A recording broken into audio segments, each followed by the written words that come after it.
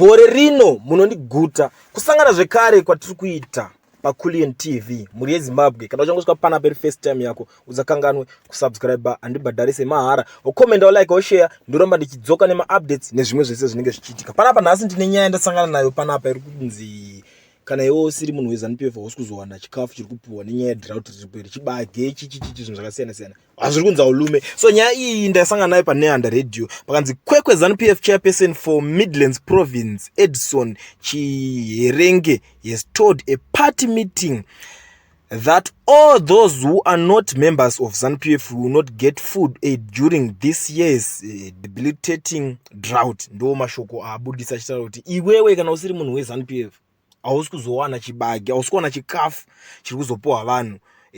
Asi zvinhu zvakadai izvi muri yeZimbabwe zvinhu zvinogona kuti vhundudza tese, nekuti unoziva kuti pamwe pacho panenge pachingonzi Zanupf that inini ndichingoda zvinhu zvine proof tisazonzi aiwa tiri kuvapomedzera vanhu. Ende zvinhu zvakadai zvinoda kunyatsoti taure zvobva zvasvika kune mukuru wacho atonyatsozinzwisisa kuti aiwa Zimbabwe kana michinge masipinda dambudziko hazvirevi kuti mwana weZimbabwe kana asangana neproblem kana kuti ane zvinhu zvaanobhilivha zvisiri Zanupf akutofa nenzara zvoita kunge as if chikafu chacho kana kuti zvinhu zvacho zvazveZanupf. But inini what I believe ndechekuti zvinhu zvamuri kuti izvo zvibage izvi zvamuda kupaona zvinhu zveZimbabwe, but Zanupf ndo ruling party. But it doesn't mean kuti kana iwe usingasupport ruling party hauchawane zvinhu. Zvoita kunge pamwe kusupporta ruling party yautanga iri desperate for support yevanhu, iyo iri ruling party chitotonga pada kuongororwa ipapa muri yeZimbabwe.